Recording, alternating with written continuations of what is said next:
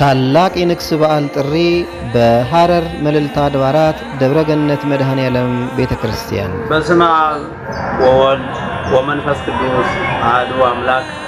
እኛም አይተናል አባትን ልጁን ያለ መድኃኒት አድርጎ እንደላከ እንመሰክራለን።